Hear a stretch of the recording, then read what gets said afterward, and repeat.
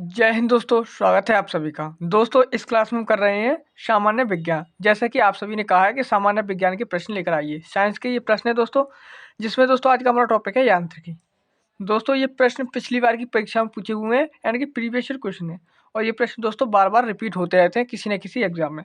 दोस्तों ये यूपीएससी और यूपीपीसीएस, बीपीएससी, आरओएआर और उत्तराखंड पीसीएस आदि परीक्षा में ये प्रश्न पूछे गए हैं। दोस्तों अगर आपको इसकी पीडीएफ चाहिए तो आप हमारे टेलीग्राम चैनल से जुड़ जाइए, वहाँ पर आपको इसकी पीडीएफ मिल जाएगी। दोस्तों आप आगे भी कमेंट करके बता सकते हैं कि आपको किस टॉपिक पर अगली वीडियो चाहिए, तो हम उस पर बना देंगे। दोस्तों कुछ ने कहा था कि साइंस के प्रश्न लेकर आइए, तो मैं इसको प्रश्न लेकर आया हूँ। दोस्तों जो आज का हमारा प्रश्न है वो है 12वें नंबर का कि एक ट्रक, एक कार और एक मोटरसाइकिल की गतिज ऊर्जा कैसी है? समान है। एक कार और एक ट्रक और एक मोटरसाइकिल की गतिज ऊर्जा समान है। यदि समान अवरोधक बल लगाए जाएं और वे क्रमशः एक्स वाई जेड दूरी पर रुकें। दोस्तों प्रश्न में दे रखा है कि उन पर समान बल अवरोधक लगाया है, यानी कि ब्रेक समान अवस्था में लगाया है, तब वो रुकेंगी। तो दोस्तों वो समान दूरी पर रुकेंगी, यानी कि एक्स वाई जेड दोनों बराबर दूरी पर रुकेंगे तीनों। ऑप्शन सी राइट आंसर हो जाएगा। याद रखना, जब तीन चीज़ों पर समान प्रकार से बल लगाया जा रहा है तो वो समान दूरी पर रुकेंगी। दोस्तों ट्रक बड़ा होता है, कार उससे छोटी होती है, मोटरसाइकिल उससे छोटी होती है, लेकिन हमें यह नहीं देखना है कि छोटी है बड़ी, लेकिन इन पर समान गति है और समान अवस्था में ब्रेक लगाए जा रहे हैं। तो दोस्तों ये समान ही दूरी पर रुकेंगे, ये आप बात याद रखना। दोस्तों अगले प्रश्न की बढ़ते हैं। अगला प्रश्न है साधारण यंत्र किसी व्यक्ति की सहायता करता है। दोस्तों यंत्र की बात हो रही है और पूछा हुआ है किसी व्यक्ति की सहायता करता है। तो दोस्तों याद रखना, जो यंत्र होता है वो हमें कम समय में कम बल का प्रयोग करके उतनी ही मात्रा में काम करने में हमारी मदद करता है। तो दोस्तों कम बल का प्रयोग करके भी उतनी ही मात्रा में काम करने में ये हमारी सहायता करता है। कौन? साधारण यंत्र। तो दोस्तों ऑप्शन बी इसमें राइट आंसर हो जाएगा। दोस्तों अगला प्रश्न हमारा, निम्नलिखित में से किसने न्यूटन के पूर्व ही बता दिया था कि सभी वस्तुएं पृथ्वी की ओर गुरुत्वाकर्षित होती हैं। दोस्तों ये किसने बताया था न्यूटन से पहले कि जितनी भी वस्तुएं हैं वो पृथ्वी की ओर आकर्षित होती हैं? तो दोस्तों यह बताया था ब्रह्मगुप्त ने। किसने बताया था? ब्रह्मगुप्त ने बता दिया था। दोस्तों अगला प्रश्न है बादलों के वायुमंडल में तैरने का कारण उनका कम है। दोस्तों जो बादल हैं आपने देखा है वायुमंडल में उड़ते रहते हैं और तैरते रहते हैं, उनका क्या कारण है? तो दोस्तों उनका कम है। क्या कम है? घनत्व कम होता है, यानी कि इनका जो बादल होते हैं इनका घनत्व कम होता है, इसलिए वो वायुमंडल में तैरते रहते हैं। याद रहेगा, घनत्व कम होता है। दोस्तों अगला प्रश्न है दाब का मात्रक। दोस्तों दाब का मात्रक पूछ लिया गया है। दाब का मात्रक इसमें 5 ऑप्शन दे रखे हैं और दोस्तों आप सभी को पता है दाब का मात्रक होता है पास्कल। क्या होता है? पास्कल दाब का मात्रक होता है। लेकिन दोस्तों इसका पास्कल दाब का मात्रक होता है, लेकिन अगर इसकी इकाई पूछ लिया है तो वो होती है Newton metre square. Newton metre square. दोस्तों न्यूटन मीटर स्क्वायर इसकी इकाई होती है। दोस्तों इनमें से किसी में नहीं दे रखा है, तो ऑप्शन ई राइट हो जाएगा। उपयुक्त में से कोई नहीं, उपयुक्त में से कोई नहीं, इसका ऑप्शन राइट आंसर हो जाएगा। अगले प्रश्न की ओर बढ़ते हैं। दोस्तों दोस्तों क्लास को आपको लास्ट तक देखना है। प्रश्न है विद्युत शक्ति की इकाई। दोस्तों प्रश्न में पूछा हुआ है विद्युत शक्ति की इकाई। तो दोस्तों याद रखना, विद्युत शक्ति की इकाई होती है वॉट। वॉट विद्युत शक्ति की इकाई होती है। दोस्तों ये भी प्रश्न बीपीएससी प्री 2018 में आया हुआ है। दोस्तों अगला प्रश्न है विद्युत मोटर में। दोस्तों विद्युत मोटर के बारे में पूछा हुआ है, विद्युत मोटर में। तो दोस्तों विद्युत मोटर क्या होती है? तो ये दोस्तों विद्युत मोटर जो होती है वो विद्युत ऊर्जा को यांत्रिक ऊर्जा में बदल देती है, यानी कि जब विद्युत मोटर में बिजली जाती है तो वो घूमने लगती है। तो विद्युत मोटर विद्युत ऊर्जा को यांत्रिक ऊर्जा में बदल देती है। विद्युत ऊर्जा को यांत्रिक ऊर्जा में बदला जाता है। ऑप्शन सी राइट होगा। जो विद्युत ऊर्जा को यांत्रिक ऊर्जा में बदल देती है, कौन? विद्युत मोटर।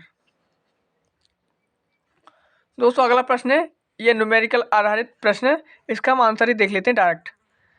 दोस्तों प्रश्न क्या है, दो व्यक्ति नगण्य द्रव्यमान की एक रस्सी को क्षैतिज रूप में पकड़े हुए हैं। 20 किलोग्राम का एक द्रव्यमान रस्सी के मध्य बिंदु पर रख दिया या लगाया जाता है, जिसके परिणाम स्वरूप रस्सी क्षैतिज सीध से विचलित हो जाती है। रस्सी की पूरी तरह से सीधा करने के लिए आवश्यक तनाव कितना होगा?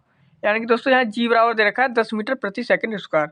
यानी कि कोई रस्सी है एक, और वो नगण्य द्रव्यमान की, यानी कि रस्सी पर कोई द्रव्यमान नहीं है दोस्तों, और 2 लोग पकड़े हुए हैं उसे, और उस पर 20 किलोग्राम का कोई वजन रख दिया जाता है। तो उससे जब रस्सी बीच में रखा जाएगा तो रस्सी नीचे को तो लचेगी, यानी कि नीचे को झुकेगी बीच में।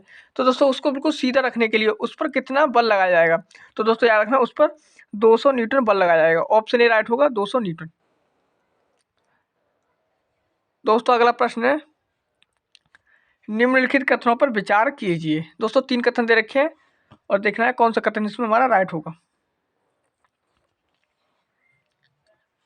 दोस्तों पहला कथन है, एक पिंड जो संतुलन में है पर कोई नेट आघूर्ण नहीं होता है। क्या दोस्तों, कोई पिंड है जो संतुलन में है उस पर कोई नेट आघूर्ण नहीं होता है, एकदम राइट है दोस्तों, ये बात पहला कथन राइट है। दूसरा है, किसी पिंड का संवेग सदैव संरचित होता है। कोई दोस्तों पिंड है उसका जो संवेग है वो सदैव संरचित रहता है।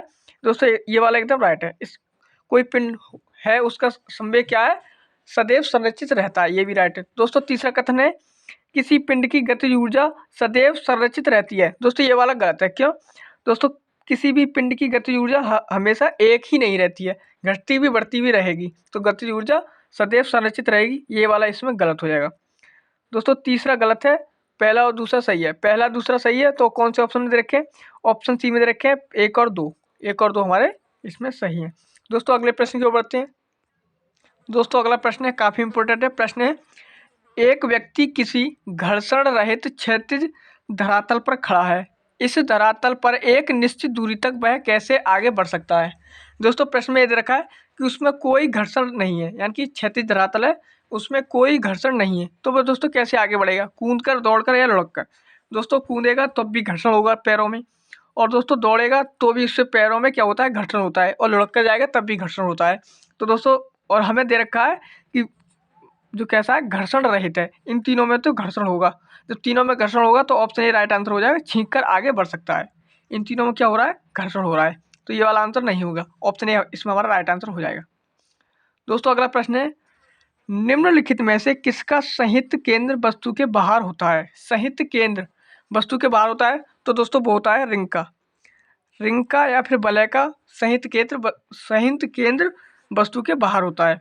ऑप्शन सी राइट आंसर हो जाएगा दोस्तों। अगला प्रश्न है, 2 समान द्रव्यमान की वस्तुओं की गतिज ऊर्जाओं का अनुपात 4:9 है, तो उनके वेगों का अनुपात क्या होगा? दोस्तों याद रखना, उनके वेगों का अनुपात क्या होगा? तो उनके वेगों का अनुपात होगा 2:3। ऑप्शन बी राइट होगा, 2:3। दोस्तों अगला प्रश्न है, निम्नलिखित में से कौन सी सदिश राशि है? दोस्तों इसमें पूछा हुआ है सदिश राशि। सदिश राशि की बात करें तो दोस्तों वो है विस्थापन। ये विस्थापन कैसी सदिश राशि है? दोस्तों समय चाल दूरी दोस्तों ये अदिश राशि है। कैसी है? ये अदिश राशि है। याद रहेगा, समय चाल दूरी अदिश राशि है, लेकिन विस्थापन एक सदिश राशि है। इन चारों को भी इस प्रकार याद रखना दोस्तों। प्रश्न अगला है, पदार्थ के संवेग और वेग के अनुपात में कौन सी भौतिक राशि प्राप्त की जाती है? पदार्थ के संवेग और वेग के अनुपात में दोस्तों कौन सी भौतिक राशि प्राप्त की जाती है? तो दोस्तों वो प्राप्त की जाती है द्रव्यमान। ऑप्शन सी राइट होगा, द्रव्यमान प्राप्त की जाती है, द्रव्यमान याद रहेगा दोस्तों। अगला प्रश्न है, हवाओं की ऊर्जा होती है। दोस्तों हवा में क्या होती है? हवा चलती है, यानी कि केवल उसमें गतिज ऊर्जा होती है। हवा में केवल गतिज ऊर्जा होती है, इस प्रकार को याद रखना दोस्तों। याद रखना, हवा होती है उसमें केवल गतिज ऊर्जा होती है। गतिज ऊर्जा, जब हवा चलेगी तभी तो वो हवा मानी जाएगी, तो केवल गतिज ऊर्जा। अगला प्रश्न है दोस्तों, वॉशिंग मशीन या प्रक्षालन मशीन का कार्य सिद्धांत है। दोस्तों याद रखना, वॉशिंग मशीन किस सिद्धांत पर काम करती है? तो दोस्तों ये अपकेंद्रण बल पर कार्य करती है। कौन से बल पर? अपकेंद्रीय बल पर।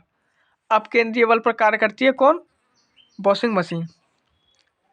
दोस्तों अगला प्रश्न है, एक ट्रेन जैसे ही चलना आरंभ करती है उसमें बैठे हुए यात्री का सिर पीछे की ओर झुक जाता है। इसका कारण है दोस्तों, आप सभी ने ये उदाहरण कई बार पढ़ा होगा। जैसे कोई बस है, उसमें हम बैठे हैं, तो जैसे ही बस चलती है तो हम पीछे की ओर झुकते हैं। ये क्यों झुकते हैं? तो दोस्तों ये जड़त्व का नियम है, स्थिरता का जड़त्व। दोस्तों हम स्थिर रहते हैं, यानी कि हम रुके हुए होते हैं। जब दोस्तों ट्रेन पर बल लगता है तो ट्रेन आगे बढ़ती है, लेकिन हम तो स्थिर हैं, रुके हुए हैं, तो हम दोस्तों उसी स्थिति में जाने की कोशिश करते हैं। तो दोस्तों क्या होगा? स्थिरता का जड़त्व। दोस्तों अगर आपसे पूछ लिया जाए अगर यहाँ पर इसका उल्टा कर दिया था कि दोस्तों एक ट्रेन चल रही है और वो अचानक से रुक जाती है और हम आगे की ओर झुक जाते हैं, ये तब क्या होता आंसर? तब हो जाता गति का जड़। क्या दोस्तों? तब ट्रेन गति कर रही है। दोस्तों इस पॉइंट को याद रखना, अगर यहाँ पर ट्रेन चल रही होती तब हमारा क्या आता? गति का जड़त्व। लेकिन यहाँ पर ट्रेन क्या है? रुकी हुई है, फिर वो चलना आरंभ करती है, तो दोस्तों स्थिरता का जड़त्व आएगा। इन दोनों का ये अंतर याद रखना। दोस्तों अगले प्रश्न को बढ़ते हैं। अगला प्रश्न क्या है?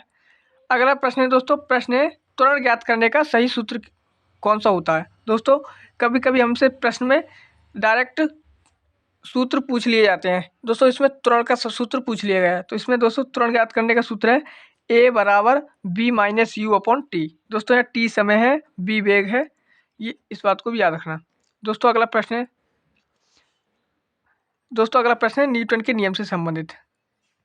न्यूटन का पहला गति का नियम संकल्पना देता है। दोस्तों न्यूटन का ये पहला गति जो नियम है गति का, वो दोस्तों याद रखना, वो है स्थिर। जैसे कि कोई वस्तु विराम की अवस्था में, तो वो वह विराम की अवस्था में रहेगी जब तक कि उस पर कोई बाहरी बल ना लगाया जाए, या फिर गति की अवस्था में है तो गति की अवस्था में रहेगी जब तक कोई उस पर बाहरी बल ना लगाया जाए। ये गति का पहला नियम है, तो दोस्तों इसे बोलते हैं हम जड़त्व का नियम।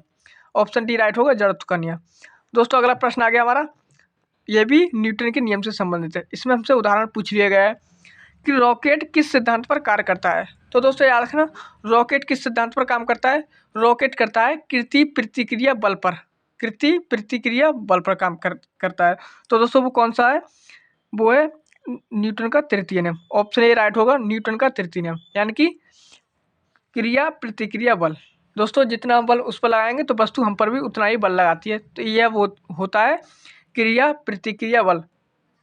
दोस्तों इसमें हमारे 31 प्रश्न थे जो हमने आज हल कर लिए हैं। दोस्तों 31 से अगला प्रश्न यानी कि 32वें नंबर का प्रश्न अगली क्लास में हल करेंगे। दोस्तों इस चैप्टर के प्रश्न काफ़ी इंपॉर्टेंट रहते हैं, इसलिए इन प्रश्नों को लेकर आया हूँ।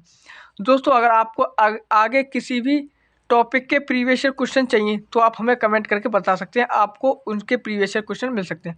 अगर आपको PDF चाहिए तो आप PDF के लिए भी कमेंट करके बता सकते हैं।